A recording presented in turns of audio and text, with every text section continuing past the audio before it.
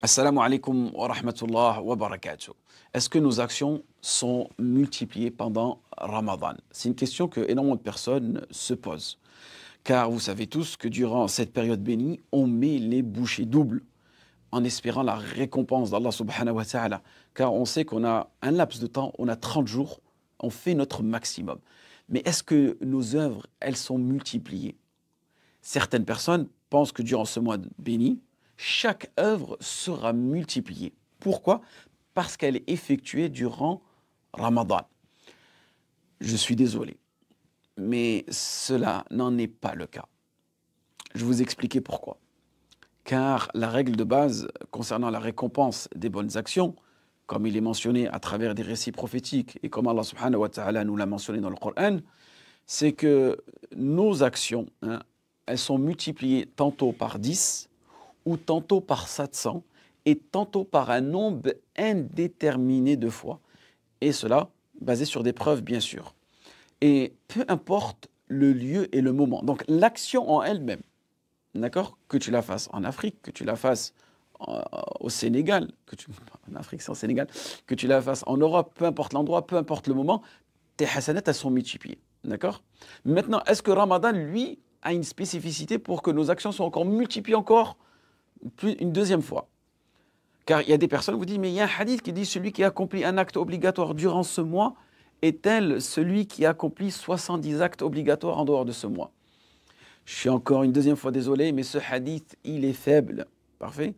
Malgré qu'aussi, il existe certains récits qui sont rapportés par nos pieux prédécesseurs qui vont attester plus ou moins l'ampleur de cette multiplication, mais en réalité, ces traditions ne peuvent pas être une source d'argument. Parce qu'on a besoin d'une preuve. Parce que n'oubliez pas, lorsqu'on parle d'une quantité spécifique, 400, 770, c'est très très spécifique, il nous faut une preuve. Parfait. Et j'en profite aussi, qu'Allah vous préserve, je vais prendre 30 secondes de votre temps pour tout simplement vous faire un petit rappel. Et Inch'Allah, après je continue l'explication de ce que je vous ai mentionné précédemment.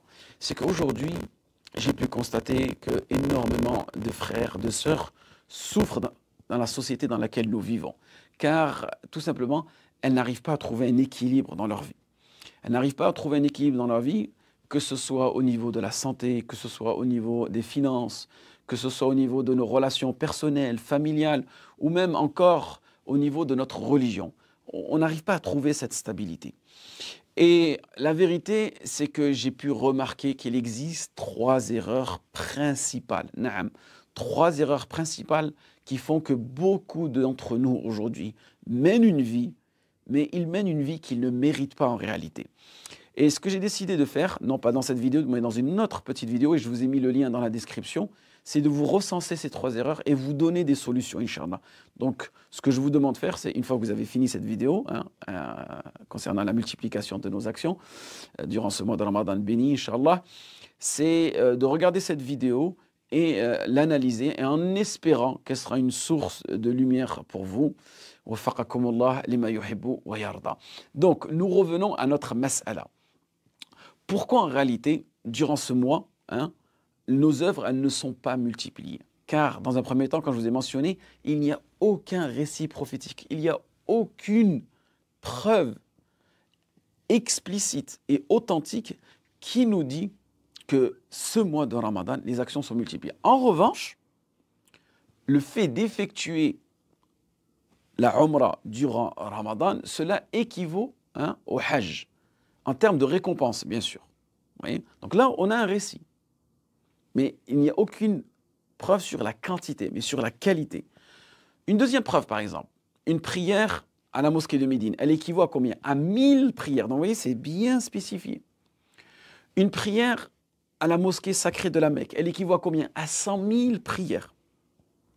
Et ce hadith, celui-ci, il est explicite, il est authentique. Parfait. Un autre exemple, la nuit du destin, elle est meilleure que 1000 mois, comme l'a mentionné Allah subhanahu wa ta'ala dans le Coran. Donc, toute pratique qui sera effectuée durant la nuit, Laylatul Qadr, elle sera meilleure que celle faite en 1000 mois. Parfait. Mais en réalité, on n'a aucune preuve sur l'effet d'effectuer des adorations spécifiques durant les journées de Ramadan ou durant les nuits de Ramadan, autre que la nuit de Laylatul Qadr. Donc, qu'est-ce que nous comprenons ici? C'est que, en réalité, le mois de Ramadan, il est bénéfique pour nous en termes de qualité. C'est-à-dire, qualitativement, on doit essayer de se rapprocher auprès d'Allah subhanahu wa ta'ala un maximum. Et on gardera toujours les mêmes hasanat. La multiplication des hasanat, elle ne disparaît pas pendant Ramadan. Mais le mérite, il est encore bien meilleur. Donc c'est pour ça que nous devons rechercher al-ihsan durant ce mois. Parfait.